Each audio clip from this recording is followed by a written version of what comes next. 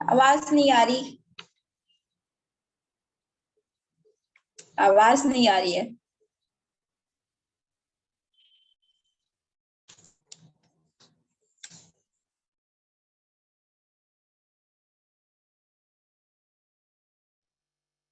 Face भी नहीं आ रहा तो ज्योति का भी।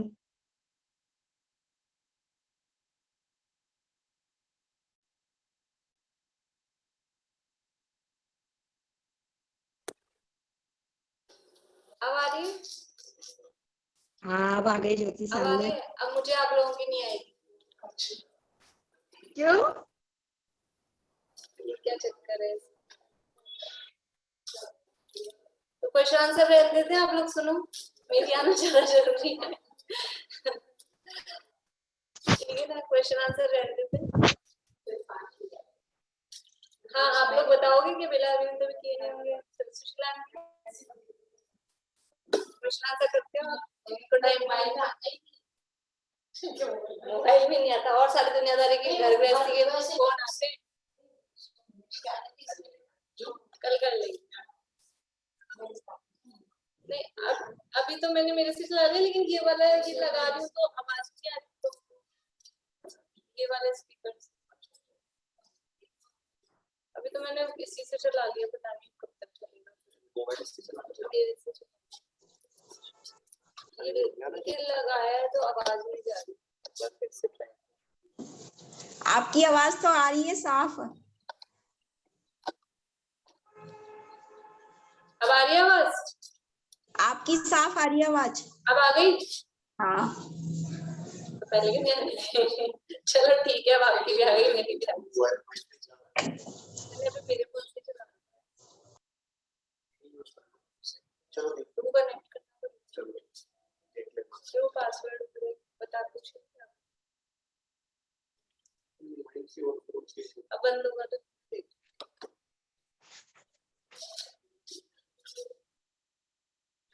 चलिए अपना नवा अधिकार यहाँ पर चल रहा है। अब कर सकते हैं, क्वेश्चन आंसर भी कर सकते हैं। आवाज आई गई ना, तो कर लेते हैं।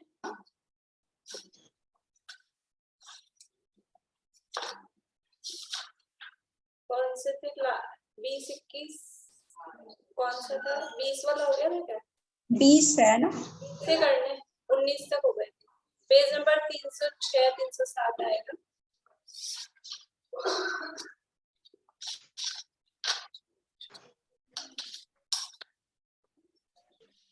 मोह के नाश होने पर ज्ञानावरण आदि का बल नहीं रहता, फिर उन्हें दूर करने की क्या आवश्यकता है?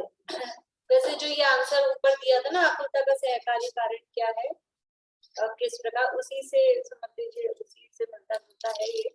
लेकिन अगर इस तरह से पूछा जाए कि मोह का नाश होने पर ज्ञानावरण आदि का बल तो रहता नहीं, फिर उन्हें दूर करने की क्या आवश्यकता है?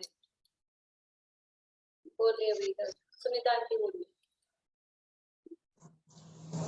मोह के नाश होने पर ज्ञानावरण आदि का बल नहीं रहता। ये कर्म अंतर्मुहूर्त काल में अपने आप नाश को प्राप्त हो जाते हैं, परंतु सहकारी कारण भी दूर हो जाए तो प्रकट रूप से निराकुल दशा भाषित होती है। वहाँ केवल ज्ञानी भगवान अनंत सुख रूप दशा को प्राप्त कहे जाते हैं, इसलिए उन्हें दूर करने की आवश्यकता है।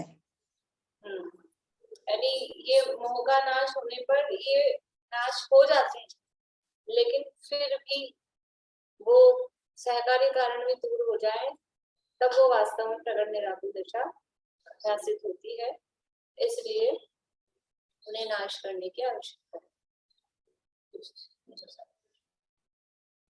आघाती कर्मों का नाश आत्मा को इष्ट क्यों है? बोले आघाती कर्मों के शरीर से संबंध रहता है। गुरु में आत्मा का सहकारी कारण था, इसलिए आघाती कर्मों का नाश। हाँ, आघाती कर्मों की वजह से शरीर आदि का संयोग होता है और वो फिर मोह के साथ में वो आकुलता के कारण बनते हैं। अब मोह का तो अभाव हो गया, लेकिन वो पहले क्योंकि कुछ नैगम से वो आकुलता का सहकारी कारण था, इसलिए उस आघाती कर्मों का नाश भी आत्मा को इष्ट है, ऐसा कहा। आकुलता का नहीं, आत्मा आत्मा का हित मोक्ष ही है, संक्षेप में बताइए। संक्षेप में बेला जी। सर्व कर्मों का नाश होना ही आत्मा का हित है तथा सर्व कर्म के नाश ही का नाम मोक्ष है, इसलिए आत्मा का हित एक मोक्ष ही है। बढ़िया। सर्व कर्मों का नाश होना ही आत्मा का हित है और वो सर्व कर्म के नाश का नाम मोक्ष है, इसलिए आत्मा का हित मोक्ष है। ये शॉर्ट में हो गया, संक्षेप। अब आत्मा का हित मोक्ष ही है, विस्तार से सिद्ध करना है, ये पूरा बड़ा है। बोलिए प्रमिला जी।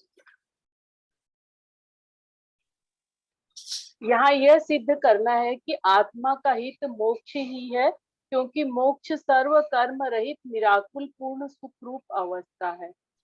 सुख जीव का स्वभाव है, इसलिए दुख रूप अवस्था अहितकारी है। जीव का सारा प्रयास हर समय दुख न हो सुख हो, बस इसी और रहता है। दुख का लक्षण आकुलता और आकुलता का कारण रागादि कसाई भाव है, जिसके कारण यह जीव परद्रव्यों को अपने अनुकूल परिणमित कराना चाहता है और वे द्रव्य अन्य प्रकार परिणमित हो तो इसके आकुलता होती है।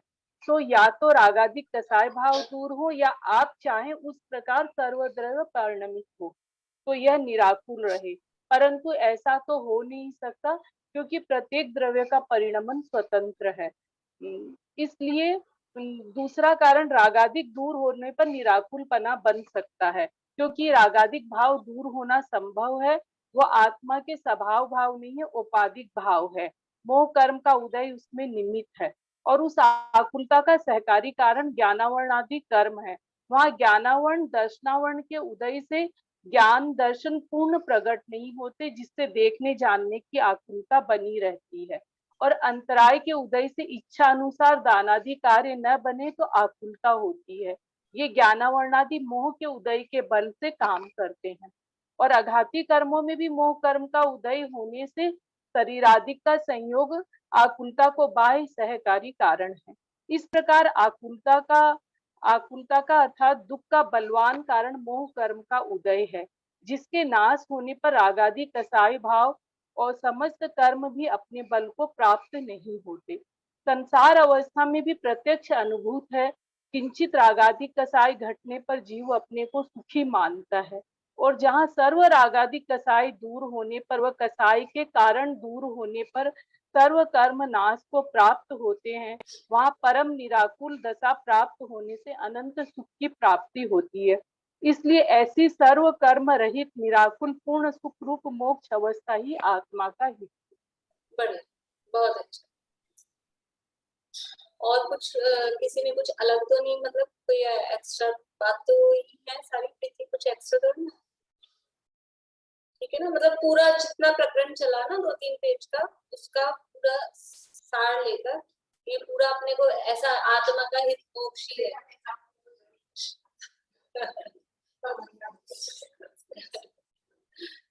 अब ऐसे वाला एग्जाम हो ना फिजिकल, तो इसी तरह के प्रश्न ये तो है। हाँ, अब वो क्या करें, लेकिन फिर वो वैसे, और मैं प्रश्न तो आपको भेज दूंगी, आप उत्तर लिख के मुझे वैसा भेजोगे तो मैं चेक कैसे करूंगी? फिर वो उसके प्रिंट निकालो, फिर वो चेक करो, होता नहीं, प्रिंट भी अच्छे नहीं आते हैं इसलिए। बढ़िया, बहुत अच्छा जवाब है। संसार दशा में पुण्य का उदय होने पर भी संसार दशा में पुण्य का उदय होने पर भी जीव सुखी होता है, इसलिए क्या कथनचित संसार कथनचित मोक्ष हित रूप है, ऐसा कहना उचित है? नहीं। बोलिए प्रीति, बोलिए। नहीं, ऐसा कहना उचित नहीं है, क्योंकि संसारी दशा में पुण्य का उदय होने पर जो जीव सुखी दिखाई देता है वह अन्य जीवों के बहुत दुख की अपेक्षा या खुद के पूर्व में ज्यादा दुख की अपेक्षा दिखाई देता है। इसलिए थोड़े दुख वाला अपने आप को सुखी मानता है, लेकिन परमार्थ से वह सुखी है नहीं। और यदि वह थोड़ा सुख भी यदि सदाकाल बना रहे तो भी उसे सुखी मान लिया जाए, लेकिन ऐसा भी नहीं बनता है। संसारी अवस्था में पुण्य पाप का फल निरंतर कम ज्यादा चलता रहता है, इसलिए संसारी अवस्था हित रूप नहीं है, केवल मोक्ष ही हित रूप अवस्था है।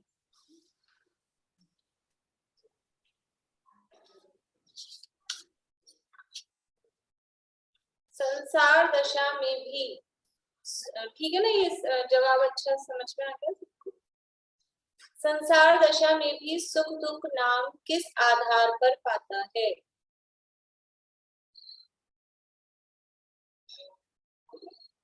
बोलेंगे?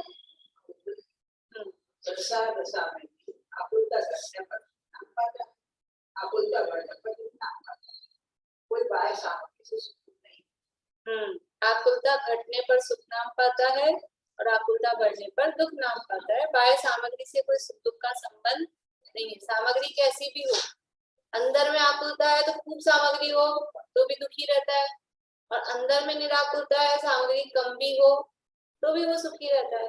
इसलिए संसार दशा में भी सुख दुख वो सामग्री के अनुसार नहीं होता। इस तरह से ये हो गए। अब एक आध दिन में और जितना अपना प्रकरण चला है तो अब यहाँ अपना प्रकरण चल रहा है। हाँ बोलो। हाँ, जैसे ये अपन आकुलता कम होने पर कम सुख कहते हैं, तो आकुलता कम जो है वो मोहनीय का उस टाइम उदय मंद है इसलिए होती है। कषाय और कम। हाँ, कषाय कम है, और मोहनीय का जब खत्म हो गया तो सुख ज्यादा हो गया। तो वो सुख उसी जाति का नहीं रहा, जैसे पहले कहा था कि सुख उसी जाति का नहीं रहेगा। आत्मीय सुख अलग है और वो अलग है सुख, इंद्रिय सुख अलग। क्योंकि ये आकुलता घटने पर सुख नाम पा रहा है, लेकिन नाम पा रहा है, सुख है नहीं।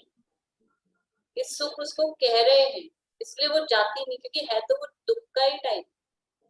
दुख कम दुख को सुख कहा जा रहा है। स्वर्ग आदिक में बहुत कम दुख है, इसलिए वहां सुखी कहा जाता है।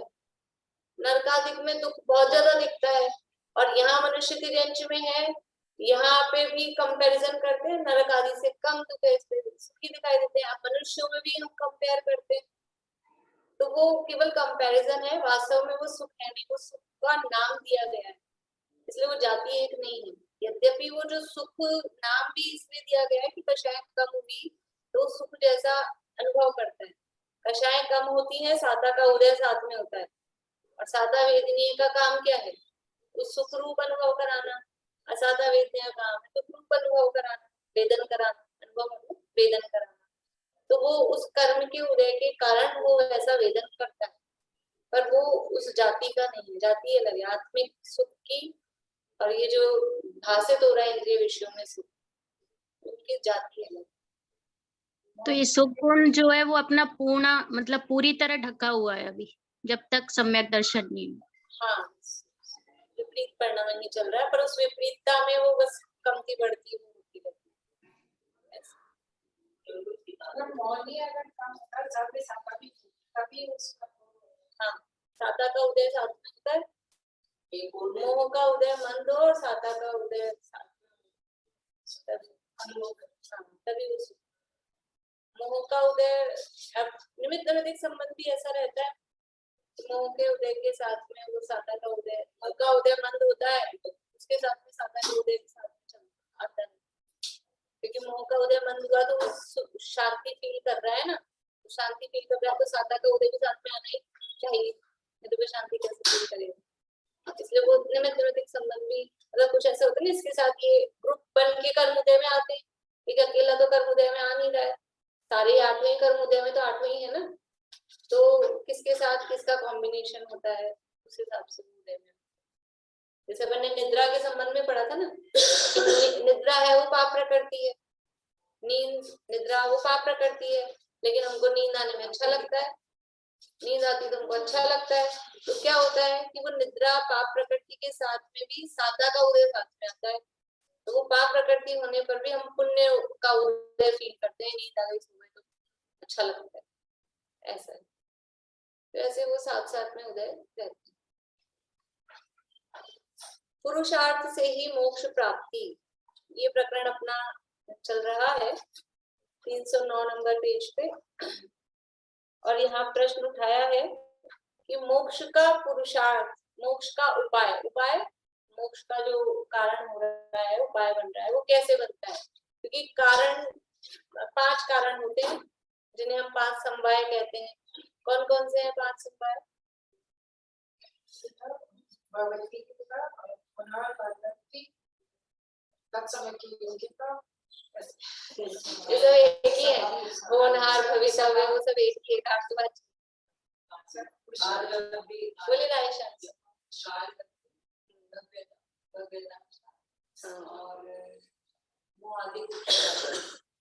नहीं, ये तो इसमें वैसे 5 समवायों के नाम।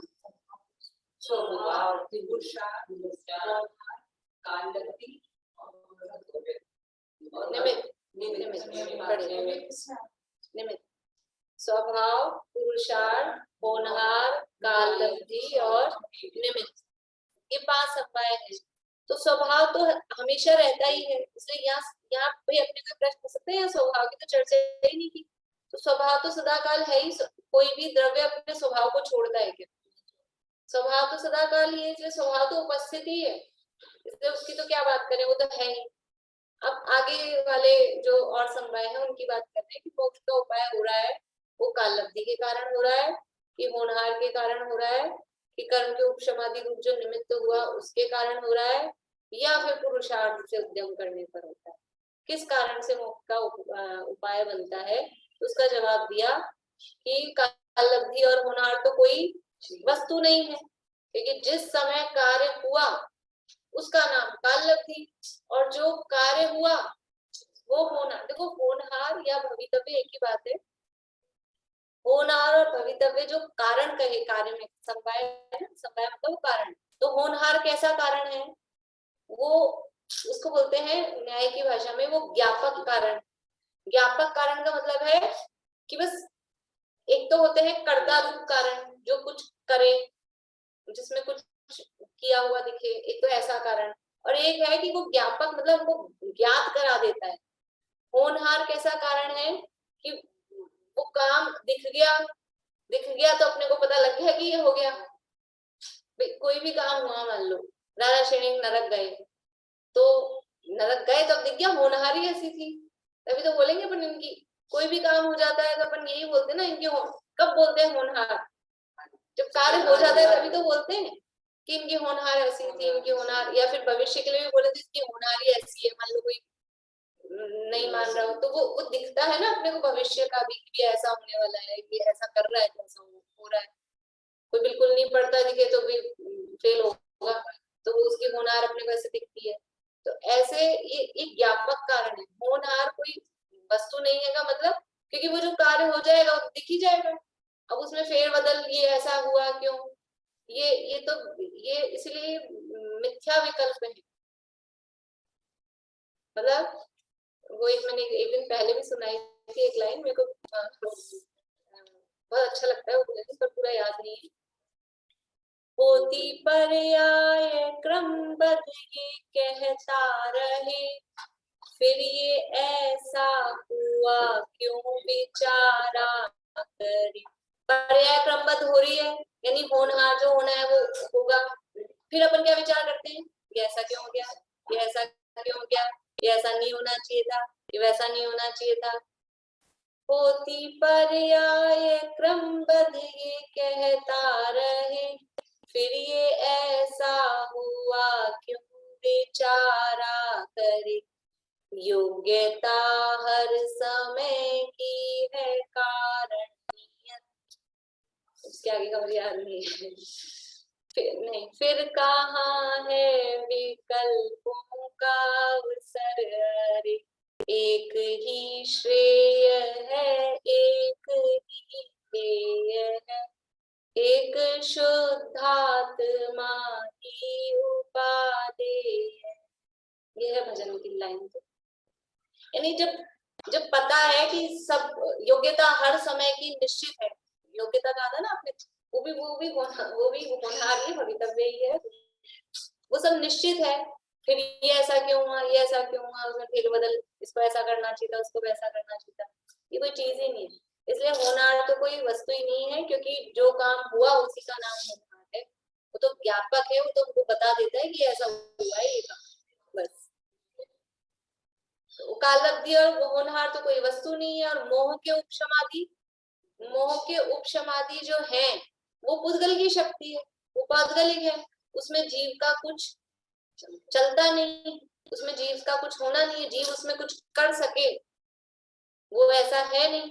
तो फिर कर्ता रूप कारण क्या होगा, जो कर सके जिसमें, वो होता है पुरुषार्थ। होनहार में नहीं कर सकते, काल लब्धि में नहीं कर सकते, काल लब्धि कहीं से पकड़ के लाया, काल लब्धि में कुछ नहीं कर सकते, होनहार में कुछ नहीं कर सकते, कर्म के उपशमादि पौद्गलिक है, वो पुद्गल का काम है, पुद्गल में हम नहीं कर सकते कुछ भी। तो ये पुरुषार्थ, इसलिए पुरुषार्थ से उद्यम करने का उपदेश देते हैं, पुरुषार्थ से उद्यम करते हैं, ये आत्मा का कार्य है, इसलिए ऐसा ही उपदेश देते हैं। तो ये दो तरह के प्रश्न किए थे कि मोक्ष का उपाय किससे बनता है, तो उन्होंने कहा पुरुषार्थ से बनता है, और अगर पुरुषार्थ से बनता है तो फिर आप हमें ये उपदेश तो सब सुनते हैं, तो फिर कोई कर पाता है कोई नहीं कर पाता है, इसका क्या कारण है। तो कहा आप लोग बता सकते हैं पूर्णिमा आंटी, इसका क्या जवाब शुरू किया, उपदेश तो सब सुनते हैं, कोई का उपाय कर पाता है कोई नहीं कर पाता है, उसको कोई काल लब्धि वगैरह नहीं। सही दिशा में पुरुषार्थ। हाँ, मतलब सही दिशा का मतलब जिस कारण से कार्य सिद्धि अवश्य हो, वो वाला ना काम नहीं। पुरुषार्थ किसका का नाम, मोक्ष का पुरुषार्थ किसका नाम, किसी भी काम के लिए ले लें, अपनी यहाँ मोक्ष की बात चल रही है, तो उस जो भी कार्य हम चाह रहे हैं उसके पुरुषार्थ का मतलब क्या है कि जो काम करने से वो कार्य सिद्ध हो जाए, वो उसका पुरुषार्थ है। यानी जो काम करने से हमें मोक्ष की प्राप्ति हो जाए, वो मोक्ष मार्ग का पुरुषार्थ है। अब आप देखो, व्रत करने से मोक्ष की प्राप्ति होगी, उपवास करने से, पूजा करने से, दान देने से, नियम से जिस कार्य को करने से मोक्ष की प्राप्ति हो जाए, तो वो काम कौन सा है, वो है रत्नत्रय, सम्यक दर्शन ज्ञान चरित्र। सम्यक दर्शन ज्ञान चरित्र रूप कार्य किया तो निश्चित रूप से मोक्ष की प्राप्ति होगी। तो इसका नाम है मोक्ष का पुरुषार्थ, इसका नाम है मोक्ष का उपाय, वो है सच्चा पुरुषार्थ। इसके अलावा जो भी किया कि हम तो इतना कर रहे हैं, 4-4 घंटे मंदिर में बैठे रहते हैं, 6-6 घंटे बैठे रहते हैं, हम तो दिन भर ही बैठे रहते हैं, ये इसका नाम मोक्ष का पुरुषार्थ नहीं है। सम्यक दर्शन प्राप्त हुआ कि नहीं हुआ, रत्नत्रय प्रकट हुआ कि नहीं हुआ, रत्नत्रय है वो मोक्ष का सच्चा उपाय है। दीक्षा क्यों लेनी पड़ेगी, सम्यक दर्शन प्रकट करने के लिए दीक्षा की जरूरत नहीं है, सम्यक दर्शन लेने के लिए दीक्षा की थोड़ी ना जरूरत है। मोक्ष का देखो, वो तो आगे कह ही रहे हैं कि मोक्ष के उपाय के लिए, मोक्ष प्राप्ति के लिए दीक्षा ले, दीक्षा लेना मोक्ष का सच्चा उपाय नहीं है। यद्यपि दीक्षा ली जाती है मोक्ष जाने से पहले, लेकिन वो सच्चा उपाय नहीं है। दीक्षा लेने से क्या मोक्ष जाने की गारंटी है? जो काम करने से होती है, लेकिन वो उद्यम नहीं है। वो हम किस उद्यम को उद्यम समझ रहे हैं, हम व्रत उपवास को, दीक्षा को उद्यम समझ रहे हैं, वो सच्चा उद्यम नहीं। वो होते हैं, उसके साथ में होंगे तो दिक्कत नहीं है, लेकिन सच्चा उद्यम क्या है, यानी जिसके होने पर मोक्ष की गारंटी है। किसके दीक्षा होने पर मोक्ष की गारंटी है? मुनिव्रत धार अनंत बार, फिर मोक्ष क्यों नहीं हुआ? अनंत बार का लिए मुनिव्रत धारण करना पड़ेगा, गारंटी नहीं है। और व्रत उपवास कोटि जन्म तप तपे, कितने कितने भवों में, कितने जन्मों में, अनगिनती जन्मों में, अनगिनती भवों में खूब व्रत उपवास किए, क्योंकि स्वर्ग जाने का काल साधिक 2000 सागर के लिए निकल आते ना त्रस पर्याय में, तो स्वर्ग के भाव ज्यादा है, नरक के भाव तो कम है। उसमें 2000 सागर में से जो टाइम है 1260 सागर वो स्वर्ग में बीतते हैं, और 740 वो नरक में बीतते हैं। तो नरक में टाइम तो कम गुजर रहा है, तो स्वर्ग में कैसे गए? बिना व्रत उपवास के स्वर्ग में चले गए। स्वर्ग जाने के देवगति के कारण क्या है? आश्रम के, बोले सुशीला आंटी, देवगति के आश्रम के कारण बोले। अंदर से कौन बोल रहा है? बोलो प्रीति। सराग संयम, संयम संयम, अकाम निर्जरा, बाल तप। सराग संयम, संयमा संयम, सराग संयम मतलब मुनि दशा, संयमा संयम यानी पंचगुण स्थान, और सराग संयम, संयमा संयम, अकाम निर्जरा और बाल तक।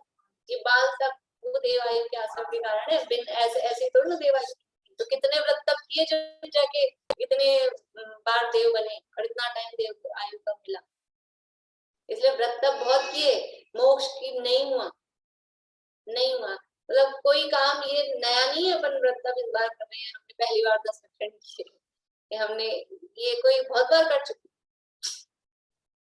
इसलिए जिस वो है पुरुषार्थ किसे कहना, कि जो कार्य हम चाह रहे हैं वो कार्य गारंटी से जिस चीज से मिल जाए उसका नाम है पुरुषार्थ।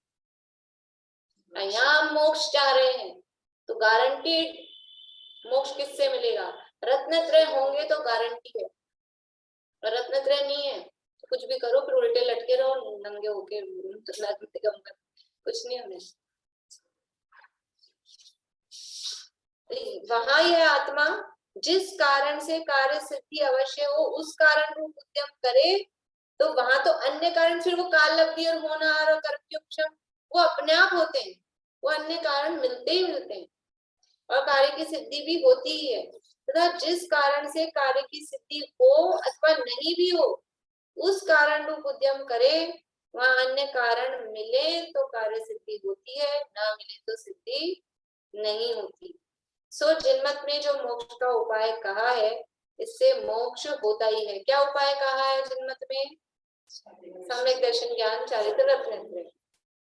इसलिए जो जीव पुरुषार्थ से जिनेश्वर के उपदेश अनुसार मोक्ष का उपाय करता है उसके काल लब्धि और होनहार भी हुए और कर्म के उपशमादि हुए हैं, तो वह ऐसा उपाय कर रहा है। यानी काल लब्धि और होनहार भी हो गए और कर्म के उपशमादि तो हुए ही है, तब तो ये काम कर पा रहा है, इसलिए कर्म के उपशमादि भी हैं। यानी जो आप लॉजिक दे रहे थे, मतलब जो कारण आप बता रहे थे कि मोक्ष का उपाय काल लब्धि से होगा कि होनहार से होगा, कर्म के उपशमादि से होगा, कि वो तो सब अपने आप हो जाएंगे, वो तो खींचे चले आएंगे अपने आप ही।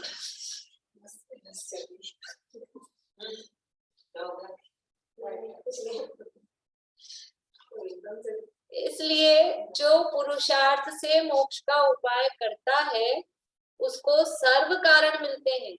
पुरुषार्थ से मोक्ष का उपाय, पुरुषार्थ से मतलब जो असली उपाय यानी रत्नत्रय सम्यक दर्शन प्राप्ति, जो पुरुषार्थ से वो करता है उसको सर्व कारण मिलते हैं और उसको अवश्य मोक्ष की प्राप्ति होती है, ऐसा निश्चय करना। तथा जो जीव पुरुषार्थ से मोक्ष का उपाय नहीं करता उसके काल लब्धि व होनहार भी नहीं और कर्म के उपशमादि नहीं हुए। अब पुरुषार्थ से मोक्ष का उपाय नहीं करता का मतलब रत्नत्रय प्रकट नहीं करना, बाहर में कपड़े छोड़ देना, खाना पीना छोड़ देना, ये कोई पुरुषार्थ नहीं है, ये मोक्ष का उपाय भी नहीं। रत्नत्रय प्रकट किया नहीं किया तो उसकी काल लब्धि भी नहीं है, होनहार भी नहीं है और कर्म के उपशमादि भी नहीं हुए, तो यह उपाय नहीं करता। इसलिए जो पुरुषार्थ से मोक्ष का उपाय नहीं करता उसको कोई कारण नहीं मिलती और उसको मोक्ष की प्राप्ति नहीं होती, ऐसा निश्चय करना। जो पुरुषार्थ से मोक्ष का उपाय नहीं करता उसको कोई कारण नहीं मिलते, ना उसके कर्म के उपशमादि होंगे, ना उसके काल लब्धि आनी है, ना उसका होनहार है। और जो मोक्ष का उपाय कर रहा है पुरुषार्थ से यानी सम्यक दर्शन ज्ञान चरित्र प्रकट कर रहा है उसको सारे कारण मिलते हैं। अब आगे देखिए 310 पेज पे। तथा तू कहता है उपदेश तो सभी सुनते हैं, कोई मोक्ष का उपाय कर सकता है कोई नहीं कर सकता, तो क्या करें? पीछे प्रश्न किया था ना उसने कि कोई उपदेश तो सब सुन रहे हैं, कोई उपाय कर पा रहा है कोई नहीं कर पा रहा है, उसका क्या कारण है? तो जवाब दे रहे हैं उसका कारण यही है कि जो उपदेश सुनकर पुरुषार्थ करते हैं वे मोक्ष का उपाय कर सकते हैं। अभी देखो अभी पुरुषार्थ को आगे बताएंगे। उपदेश सुनकर पुरुषार्थ करते तो अपने को तो ये लगता है हम तो कर रहे हैं, ये पुरुषार्थ का मतलब क्या लगता है कि पढ़ रहे हैं, सुन रहे हैं, व्रत आदि कर रहे हैं, मंदिर आ रहे हैं, पूजा पाठ कर रहे हैं, और क्या पुरुषार्थ करें?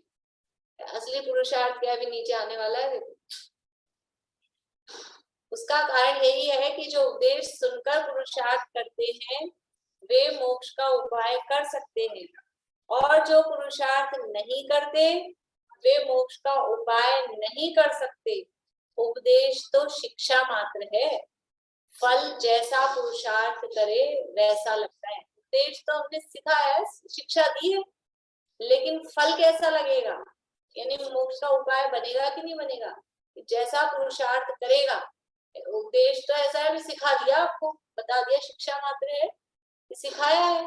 अब सिखाते ही उपदेश देते ही सबका एक सा काम हो जाता है। जो जैसा काम करेगा, क्लास में टीचर ने पढ़ाया, ये तो उपदेश हुआ, तो शिक्षा हुई।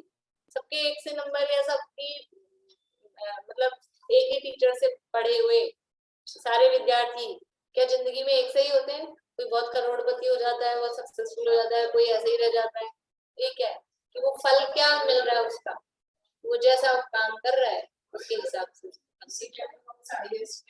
इसमें कुछ कर सीटें जितनी होगी उतनी जाएगी, दूसरा का पुरुषार्थ उस लेवल का होगा। वो देखो, अगर वो पुरुषार्थ, हाँ तो बाहर में तो वास्तव में वो, क्योंकि उसमें अपना पुरुषार्थ चलता है, किसी वो उदाहरण 100% लागू नहीं पड़ता। उदाहरण में अपन ये कहेंगे भी जो पढ़ाई करेगा पर पढ़ने के बाद भी नहीं आया नंबर तो उसमें तो भाग्य का, वो सब चीजें हैं। हाँ पांचों सब है, लेकिन वो तो पुरुषार्थ वो उसमें नहीं चलता ना, क्योंकि वो पढ़ में है, इसलिए उसमें चलता ही नहीं है, इसलिए अपन वहां घटित कर ही नहीं पाते अच्छे से। यहाँ पुरुषार्थ चलता है। अगर अंदर अपने उपादान में हमने रक्त प्रकट करने की योग्यता वो अंदर उपादान की है, तो मोहादि के उपशम और बाहर में निमित्त और कालब्धि सब होगी। अभी इतना सब कर रहे, सब कर रहे, तो इनको मोक्ष नहीं होगा।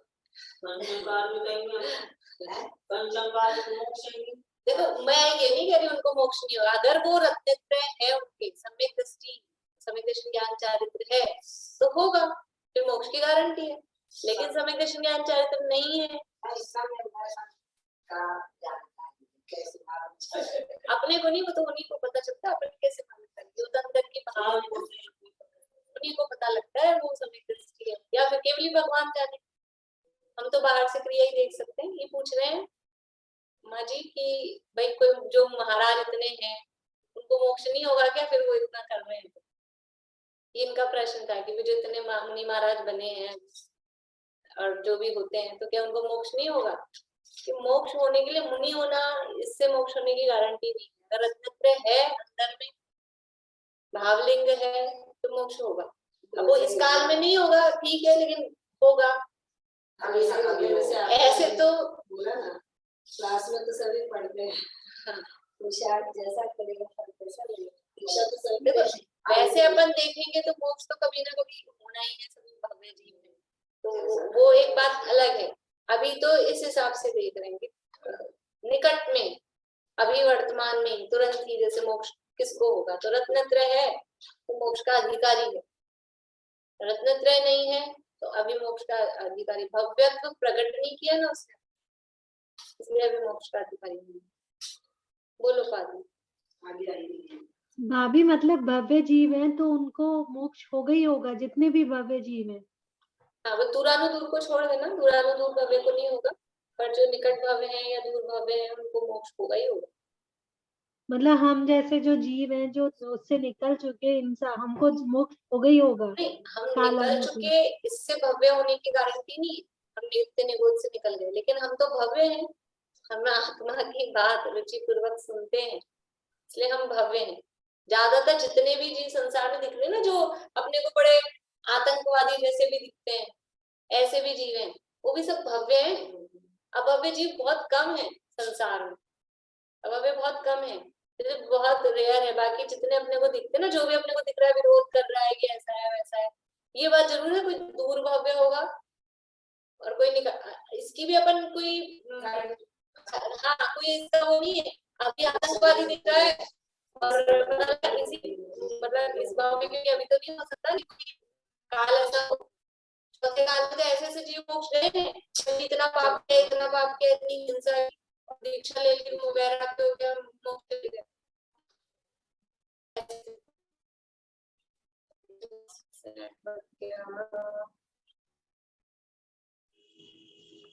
नेटवर्क चला गया आपका। हाँ नेटवर्क चाहिए।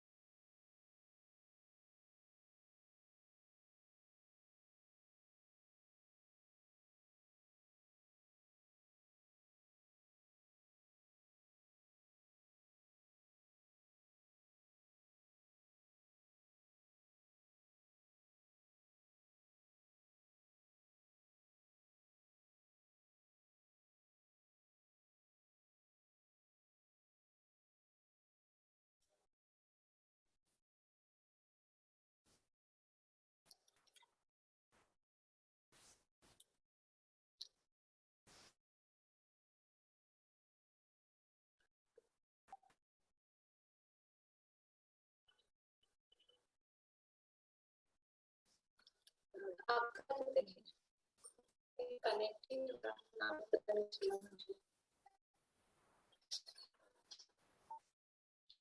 डाटा और वो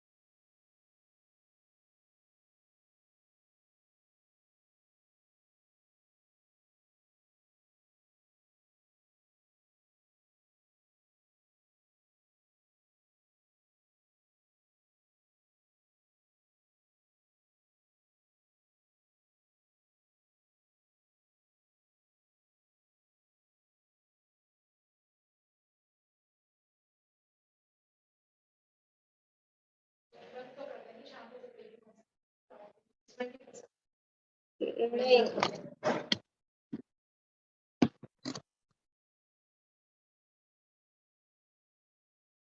प्रीति देखना आवाज आ रही। होस्ट कौन है देखना। आई आवाज। अंकित जैन है। अंकित जैन वो कौन है पता नहीं, तो कोई वीडियो ऑन नहीं करते, उनको ही बंद करनी पड़ेगी क्लास पे। आ रही आवाज तो आ रही है या आपको। तो एक बार चालू करके क्या तो वो घर पे वाईफाई से चलती होगी।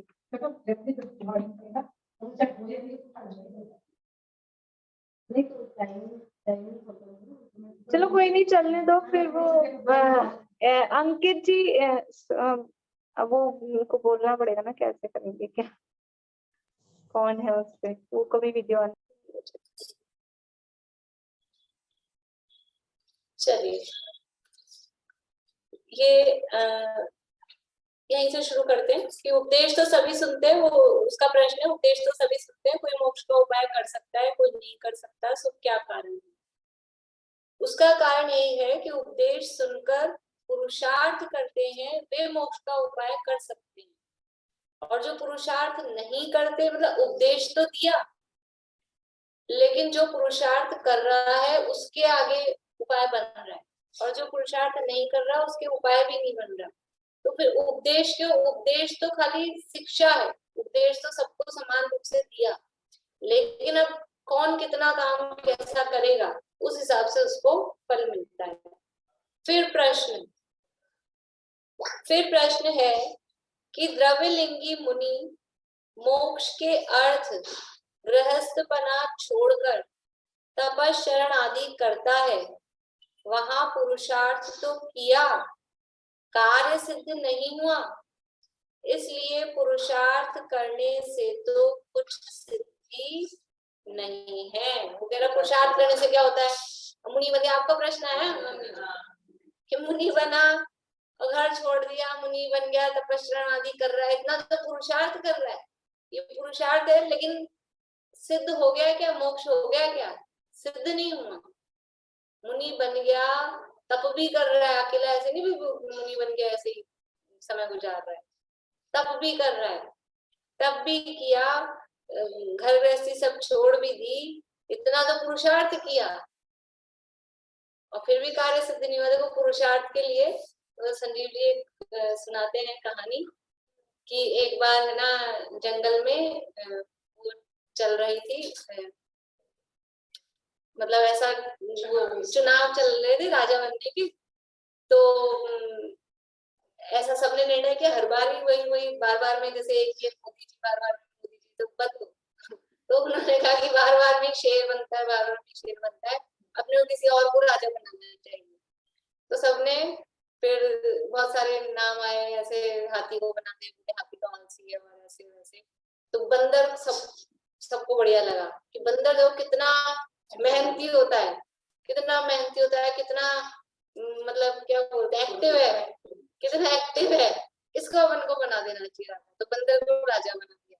और फिर क्या हुआ कि एक बार एक हिरण के बच्चे को शेर ने पकड़ लिया, शेर ने पकड़ लिया तो आई दौड़ी दौड़ी बंदर राजा के पास कि ये महाराज मेरे बच्चे को शेर ने पकड़ लिया है, तो जरा बचाओ।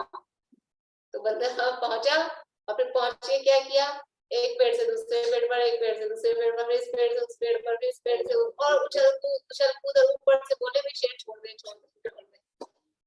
तो वो बोलती है भैया कुछ करो, छुड़ाओ मेरे बच्चे को। तो वो क्या बोलता है बंदर कि देख मेरे कोई मेहनत में कमी हो तो बता, मैं तो इतनी मेहनत कर रहा हूँ, इधर से उधर कूद रहा हूँ, इधर से उधर कूद रहा हूँ, इधर से उधर कूद रहा हूँ, अब मेरी मेहनत में कमी हो तो बता, अब ये तो छोड़ेगा जैसे छोड़ेगा, मेरे पुरुषार्थ में कुछ कमी हो तो ये पुरुषार्थ है, इस ऐसे ही हम करते हैं, उसमें तो हमको हंसी आ रही है, हम भी तो ऐसे ही कर रहे हैं। अपनी मेहनत में कुछ कमी हो तो बताओ, मोक्ष जाने में अपनी मेहनत में क्या कमी है? इतनी तो मेहनत करते हैं। अब मुझे कहोगे आप इतनी मेहनत करते, सिद्धांत जी तो ऐसे ही बोलती है आप कितनी मेहनत करती है, तो ये मेहनत है, ये मेहनत है क्या? मोक्ष जाने के लिए क्या चाहिए? ये मेहनत नहीं है, सम्यक दर्शन प्राप्त हुआ की वो मेहनत। तो हाँ बोलिए भारतीय। नहीं वो मैं पहले या कनेक्शन आ गया था ना, उसके पहले वो चल रहा था ना, आपने बोला कि अभव्य जीवों को तो ऐसा भाव भी नहीं आएगा, पारुल ने पूछा ना, अभव्य जीवों को ऐसे भाव ही नहीं आएंगे कि कभी मतलब कि ये मतलब अपने सामायिक ये स्वाध्याय करने का ऐसा भाव ही नहीं आएगा। नहीं ऐसा नहीं बोला मैंने। आपने पारुल को ऐसे ही बोला ना, पारुल ने जब ऐसे पूछा था ना आपको कि अभव्य जीव भव्य जीव अभव्य जीव का कुछ चल रहा था ना, मैंने ये बोला था कि अपन तो भव्य हैं क्योंकि अपन तो मतलब अपने को तत्व की आत्मा की बात रुचि है। पर मैंने ये नहीं कहा कि आप भव्य को नहीं मतलब भाव है। नहीं मैं ये बोल रही थी कि अभव्य जीव को तत्व का विचार करने का सब तो भाव आ सकता है ना, मतलब तत्व का विचार करने का भाव नहीं, मतलब जाएगा ये सब प्रतापी देने का जो बाहरी क्रियाकांड होते हैं। नहीं लेकिन यदि तत्व विचार वो कर प्रायोगिक तो वो भव्यता नहीं रहेगी। नहीं प्रायोगिक लब्धि तो कैसे प्रायोगिक लब्धि तो वो तत्व विचार में उसको तत्व विचार शब्द कहेंगे, लेकिन अपन यहाँ जो तत्व विचार जिसे हम कह रहे हैं वो तत्व निर्णय पर पहुंचे, ऐसा तत्व विचार वो नहीं कर पाए। वो जो भी करेगा तत्व विचार वो बस स्थूल रूप से ही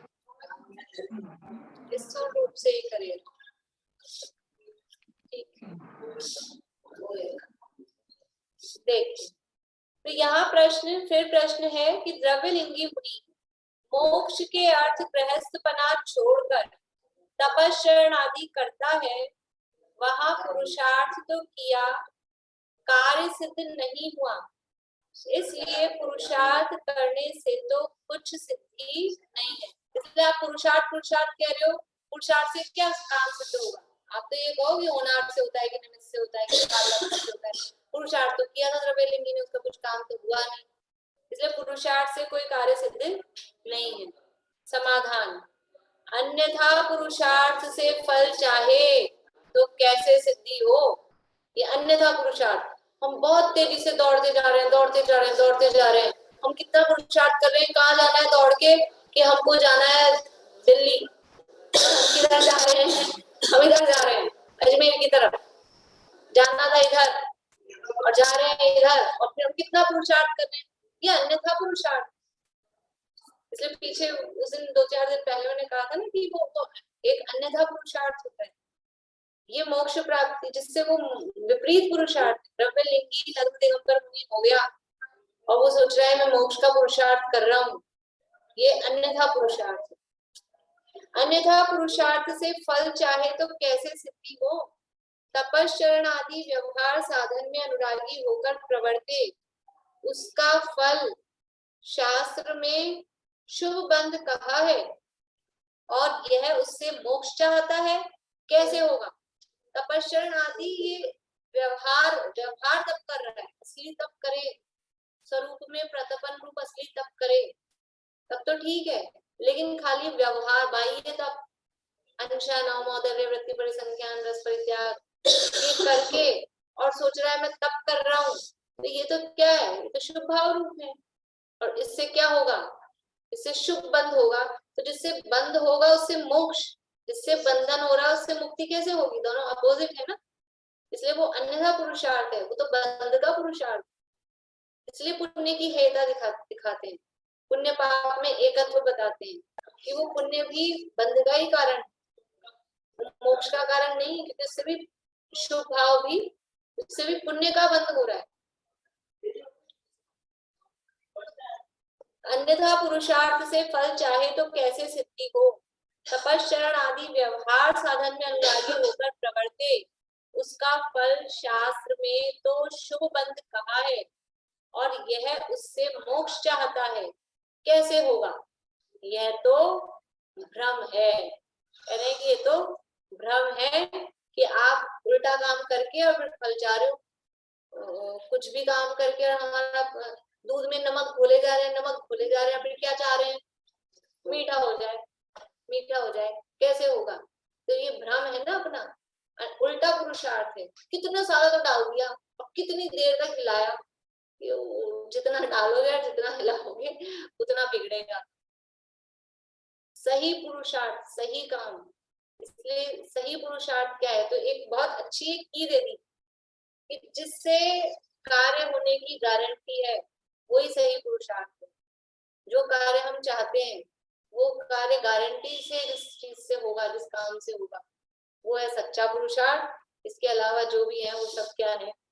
वो पुरुषार्थ नहीं है, वो सब टाइम पास है।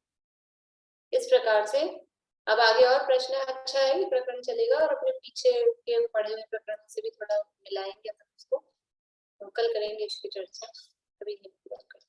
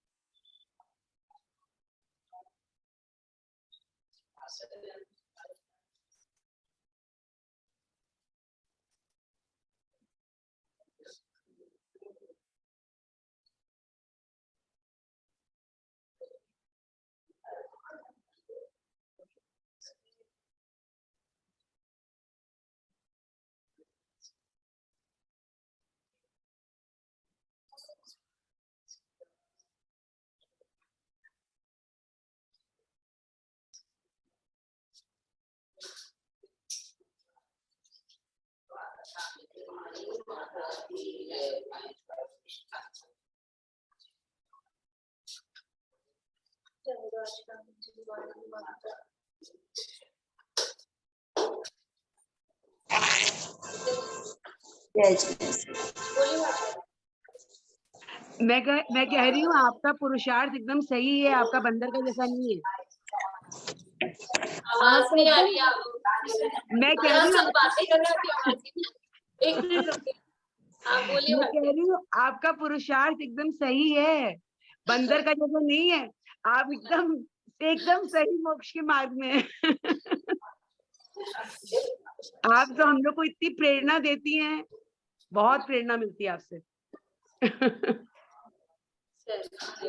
जय जिनेन्द्र।